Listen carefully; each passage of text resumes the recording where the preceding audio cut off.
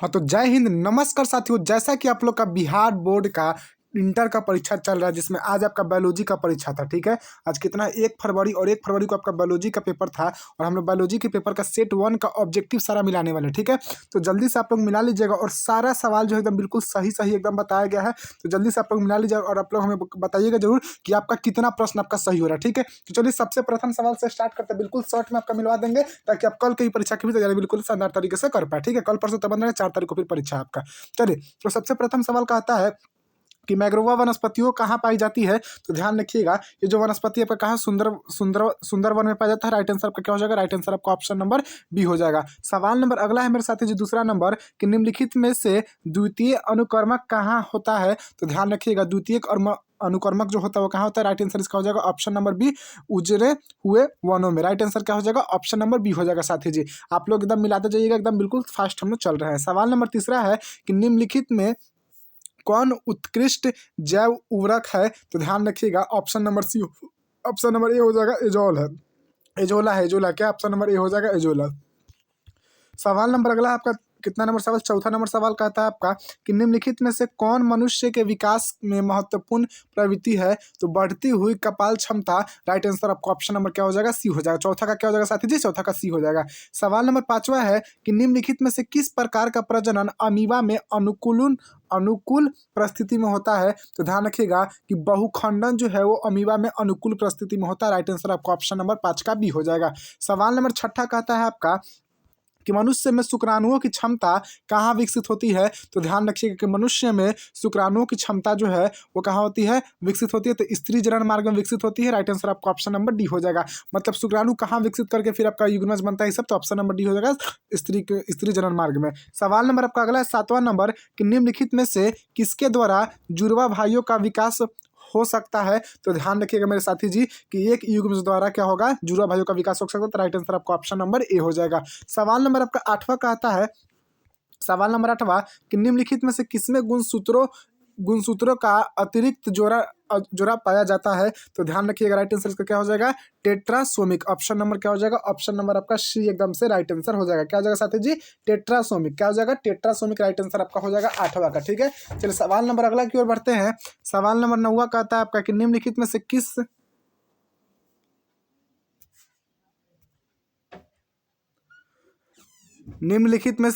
किस विधि द्वारा कैंसर कोशिका का विभाजन होता है। तो ध्यान रखिए, कैंसर कोशिका का विभाजन जो है क्या हो जाएगा? इसका right answer option number D हो जाएगा। इनमें से सभी हो जाएगा, समसूत्री हो जाएगा, विषमसूत्री हो जाएगा, अर्धसूत्री। तो कोशिका का विभाजन है जो तीनों विधि से होता है। राइट आंसर आपका ऑप्शन नंबर डी हो जाएगा। ठीक है, इनमें से कोई नहीं, इनमें से कोई नहीं। एक मिनट, सवाल देखिए, कह रहा है कि निम्नलिखित में से किस विधि द्वारा कैंसर कोशिका का विभाजन होता है। तो ना समसूत्री द्वारा भी नहीं होता, विषम सूत्री द्वारा भी नहीं, तो अर्धसूत्री द्वारा भी नहीं। तो यानी ऑप्शन नंबर क्या हो जाएगा? डी। इनमें से कोई नहीं। राइट आंसर हो जाएगा ऑप्शन नंबर आपका डी हो जाएगा।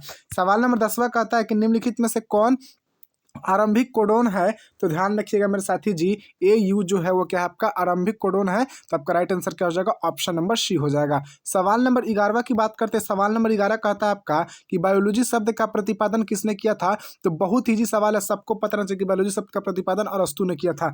सवाल नंबर 12 है आपका कि निम्नलिखित में से किसका संबंध पीली क्रांति से है। तो मेरे साथी जी ध्यान रखेंगे कि किसका? मछली का संबंध पीली क्रांति से। तो राइट आंसर क्या हो जाएगा? आपका ऑप्शन नंबर सी हो जाएगा। सवाल नंबर 13 कहता है आपका कि पौधों के किस भाग से लौंग प्राप्त किया जाता है। तो मेरे साथी जी ध्यान रखिए कि पुष्प से लौंग प्राप्त किया जाता है। तो राइट आंसर आपका क्या हो जाएगा? ऑप्शन नंबर ए हो जाएगा। क्या हो जाएगा? ऑप्शन नंबर ए हो जाएगा। सवाल नंबर 14 कहता है आपका कि निम्नलिखित में से किसका प्रयोग रक्त में कोलेस्ट्रॉल की मात्रा को कम करने के लिए किया जाता है। तो रक्त में कोलेस्ट्रॉल की मात्रा को कम करने के लिए स्टार्निन का उपयोग किया जाता है। राइट आंसर आपका ऑप्शन नंबर ए हो जाएगा। सवाल नंबर 15 है आपका मेरे साथी जी कि निम्नलिखित में से किसके द्वारा ईख गन्ने की बुआई की जाती है। तो ईख और गन्ने की बुआई जो है मेरे साथी जी किसके द्वारा की जाती है। तो राइट आंसर आपका हो जाएगा बीज द्वारा। ऑप्शन नंबर डी हो जाएगा राइट आंसर। सवाल नंबर अगला कहता है आपका 16 नंबर सवाल कि निम्नलिखित में से कौन SO2 के प्रदूषण से प्रभावित, यानी सल्फर डाइऑक्साइड के प्रदूषण से प्रभावित होता है। तो इसमें से कौन सा है? तो हरित लवक। राइट आंसर आपका ऑप्शन नंबर सी हो जाएगा।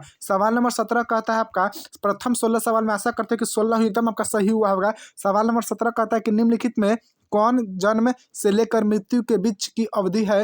तो जन्म से लेकर मृत्यु के बीच की अवधि को हम लोग क्या कहते हैं? जीवन काल कहते हैं। राइट आंसर आपका ऑप्शन नंबर बी हो जाएगा। सवाल नंबर आपका 18 है मेरे साथी जी कि निम्नलिखित में से किस हार्मोन के द्वारा एस्ट्रोलिक कोशिका का नियंत्रण होता है? तो ध्यान रखिएगा कि FSH हार्मोन द्वारा। ऑप्शन नंबर बी क्या हो जाएगा? राइट आंसर हो जाएगा। सवाल नंबर 19 कहता है कि निम्नलिखित में से कौन अपरा से होकर नहीं गुजर सकता है? तो ध्यान रखिए कौन जो है अपरा से होकर नहीं गुजर सकता है? तो आपका मातृ प्रतिरक्षी हो जाएगा। राइट आंसर आपका ऑप्शन नंबर डी हो जाएगा। सवाल नंबर 20वां कहता है आपका कि निम्नलिखित में से कौन नई प्रजातियों के निर्माण का महत्वपूर्ण कारक है? तो ध्यान रखेंगे नई प्रजातियों के निर्माण का महत्वपूर्ण कारक क्या है आपका? उत्परिवर्तन। राइट आंसर आपका ऑप्शन नंबर बी हो जाएगा। सवाल नंबर 21 कहता है आपका कि निम्नलिखित में से किसके विवर को कोरकर के नाम से जाना जाता है? मतलब किसको हम लोग विवर को कोरक रंध्र के नाम से जानते हैं? तो ध्यान रखिएगा राइट आंसर का इसका क्या हो जाएगा आपका? कंदुकु। राइट आंसर आपका ऑप्शन नंबर ए हो जाएगा। ठीक है, सवाल कंदुक। सवाल आपका अगला है 22 नंबर की निम्नलिखित में से किसके द्वारा विकासशील शुक्राणु पोषण प्राप्त करते हैं? तो मेरे साथी जी राइट आंसर इसका हो जाएगा ऑप्शन नंबर ए हो। क्या हो जाएगा? ऑप्शन नंबर ए हो जाएगा। सवाल नंबर आपका 23वां कहता है कि देखिए ज़्यादा समय आपका नहीं लेना चाहते, बहुत लोग लाइव आके नौटंकी करे झूठ मूठ का, आप तुरंत मिलाइए, तुरंत जाकर अपना अगला परीक्षा की तैयारी कीजिए। निम्नलिखित में से किसके न्यूट्रॉन सिट्रॉन एवं रेकॉन पर पद प्रतिपादित किया था? तो ध्यान रखिएगा राइट आंसर आपका क्या हो जाएगा? ऑप्शन नंबर क्या हो जाएगा इसका? 23 का ऑप्शन नंबर डी हो जाएगा, एस बेंजर ने। सवाल नंबर 24 है आपका मेरे साथी जी आपका कि निम्नलिखित में से कौन पारिस्थितिक तंत्र में एक से अधिक पोषण स्तर पर रह सकता है? तो ध्यान रखेंगे राइट आंसर इसका क्या हो जाएगा? 24 का। तो 24 का हो जाएगा right answer option number D, मछली रह सकता है सी। सवाल नंबर आपका 25 है कि नारियल के मध्य फल भित्ति की प्रवृत्ति क्या होती है? तो ध्यान रखेंगे रेशेदार होती है। ऑप्शन नंबर बी एकदम से राइट आंसर हो जाएगा। सवाल नंबर आपका अगला है कि निम्नलिखित में से किससे पुमांगों का निर्माण होता है? तो पुमांगों का निर्माण ध्यान रखिएगा पुंकेसर से होता है। राइट आंसर आपका ऑप्शन नंबर ए हो जाएगा। सवाल नंबर आपका अगला है 27 नंबर कि मनुष्य में सहलगन समूहों की संख्या क्या होती है? तो 23 होती है। राइट आंसर आपका ऑप्शन नंबर डी हो जाएगा। सवाल नंबर 28 है आपका कि निम्नलिखित कौन गुणसूत्रों की मूल संख्या को दर्शाता है? तो गुणसूत्रों की मूल संख्या को 2n दर्शाता है। राइट आंसर आपका ऑप्शन नंबर बी हो जाएगा। सवाल नंबर 29 है मेरे साथी जी आपका कि पोमी कलवर निम्नलिखित में से किससे संबंधित है? तो पोमी कलवर कल्चर है, पोमी कल्चर मतलब किसको दर्शाता है मेरे साथ? किससे संबंधित है? तो ध्यान रखेंगे बहुत ही इजी सवाल है कि किससे है? फल से। राइट आंसर आपका ऑप्शन नंबर बी, फ्रूट यानी फल। सवाल नंबर अगला है आपका 30 नंबर की निम्नलिखित में से कौन पारिस्थितिक तंत्र के जैविक घटक है? तो पारिस्थितिक तंत्र का जैविक घटक आपका क्या है मेरे साथी जी? उत्पादक है। राइट आंसर आपका ऑप्शन नंबर डी हो जाएगा। सवाल नंबर 31 है आपका 31 नंबर सवाल क्या कहता है देखेंगे।